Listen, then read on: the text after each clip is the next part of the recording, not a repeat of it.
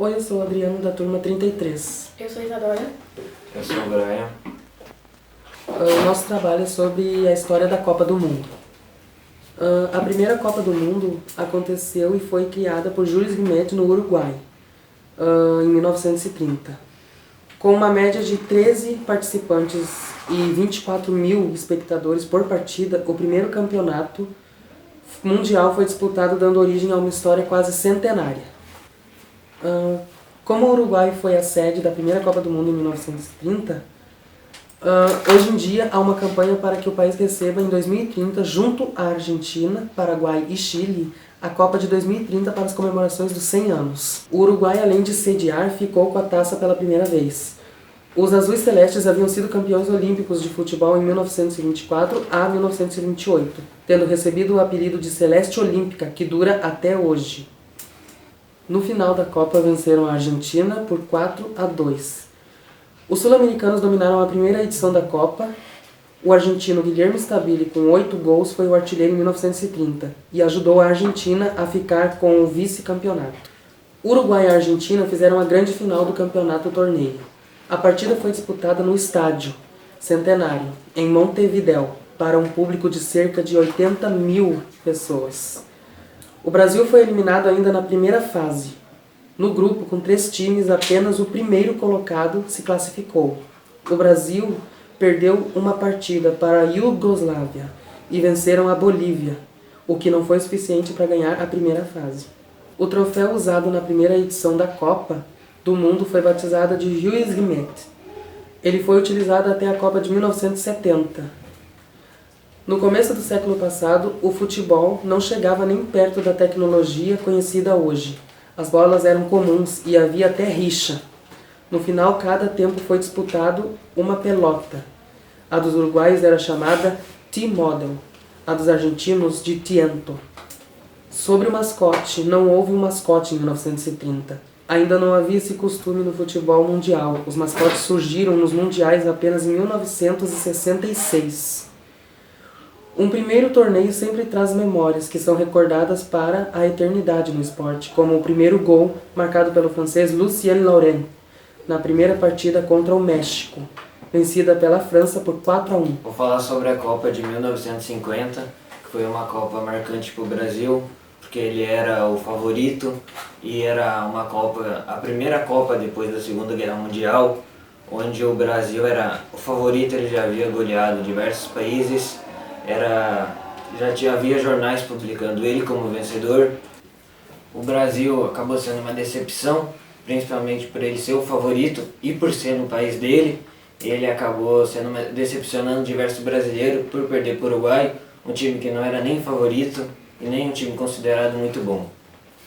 Aí o Brasil teve a chance de apagar essa história de decepcionar o país no seu próprio país, mas acabou não conseguindo. Em 2014, depois de 64 anos, o Brasil teve a chance de refazer essa história, onde a Copa foi sediada aqui, onde ele acabou decepcionando novamente a torcida brasileira. Foi uma Copa marcada por diversas goleadas, desde a primeira rodada até a última. O Brasil estava indo bem até, só que acabou que contra a Colômbia, o principal jogador do time acabou se machucando. Depois o capitão do time acabou sendo expulso, provavelmente abalou o psicológico do time. Eles acabaram perdendo de 7-1 para a Alemanha, que foi campeã alguns jogos depois.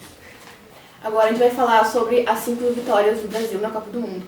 Começando por 58, a Suécia presenciou a confirmação, ou melhor dizendo, a afirmação de um fenômeno mundial, até hoje considerado o melhor jogador de futebol de todos os tempos. Com apenas 17 anos, Pelé foi o grande nome da primeira Copa do Mundo conquistada pelo Brasil, mas a seleção comandada pelo Feola contava com diversos craques mundiais, que foram cruciais para o título. Garrincha, Djalma Santos, Zito, Didi, Gilmar e tantos outros são lembrados até hoje. Em 62 foi nosso bicampeonato, nos pés de Garrincha. 4 anos depois, o Brasil conquistou seu bicampeonato. A base era praticamente a mesma que tinha vencido o Mundial em 58. Mas a seleção canarinho teve uma importante baixa logo no começo da competição com a lesão de Pelé. Em 70 foi o nosso tricampeonato. México foi o palco do fim de uma das melhores gerações do futebol brasileiro. Zagallo, presente nos títulos de 58 e 62, teve presente na conquista de mais de um título, mas dessa vez no banco de reservas, comandado a seleção brasileira. Em 94, fomos para os Estados Unidos. Depois do tricampeonato, passamos 24 anos sem levantar a taça da Copa do Mundo. O Brasil teve grandes problemas nas eliminatórias, quase ficou de fora do Mundial. Parreira, técnico da seleção, e Zagallo, sem auxiliar, tiveram que se render à pressão da mídia e a torcida e convocar Romário. Além de garantir a classificação, ele foi o grande nome da campanha do tetracampeonato, conquistado nos Estados Unidos no final contra a Itália, decidida nas penalidades. Bebeto foi parceiro ideal do atacante, fazendo uma das melhores duplas do ataque do Brasil em todos os tempos. Mas a seleção esteve longe de ter um futebol de encher os olhos. Em 2002 foi a última Copa que nós vencemos, que foi em 2 países, Japão e Coreia do Sul.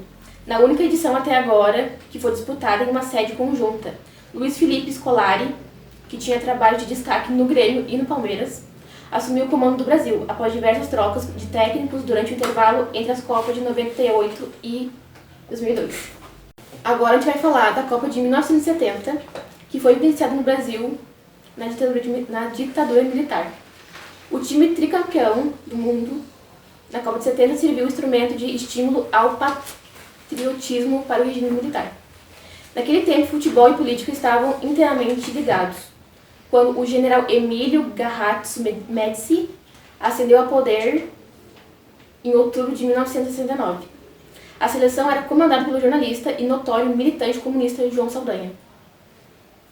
Há 2 meses da Copa, porém, ele foi dispensado do cargo, acusado do governo de ter pedido sua cabeça devido ao posicionamento contrário ao regime militar.